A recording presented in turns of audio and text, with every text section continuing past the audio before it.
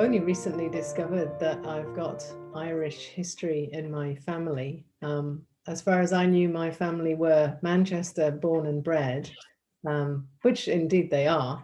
But once I started looking into them, which has been very recent, just during the latest lockdown in England, I discovered that actually the family on my paternal side were rope makers, which we did know, and they were in an area called Red Bank in Manchester.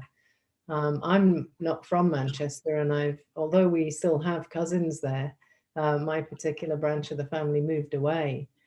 But what I had discovered was that on the one branch, my 3 times great grandmother is in fact Irish.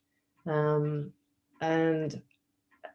I don't know anything about her yet, other than she appears on the 1841 census with her mother. And at that point, the mother says she's married, but by the 51 census, they are both living in the same house and address as my then 3 times great grandmother is now with my 3 times great grandfather. So that was the clue that led me to the fact that she had been difficult to find and her maiden name had been difficult to find, but this led me to this Irish connection on that side. And then 2 generations down on the same line, her grandson, who's also a rope maker and also in the Red Bank area, he then marries somebody whose grandparents had also come over from Ireland. And so it seems as though that community was fairly small. And from what I've seen on the censuses, I can see that they are with lots of other Irish names on all the censuses at those moments in time. And I guess, like most people, I just assumed that the little history I knew of Ireland and people leaving was that they did go much further afield, that they went off to America or Australia.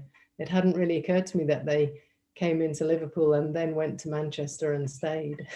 But apart from knowing that on the one generation they came from Athlone, I really don't know much more about them yet, because this is a very new discovery for me. One of the professions that I found for one of the women was that of a book folder. And her mother was a tent dealer. So those sound interesting. And then, of course, they get married, and so their professions aren't shown on the next censuses if they're still working, which I assume they are, because they're very much that they're poor and working class.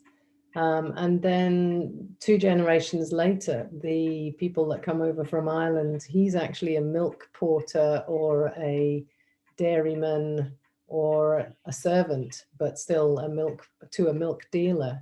So that was obviously his profession in life.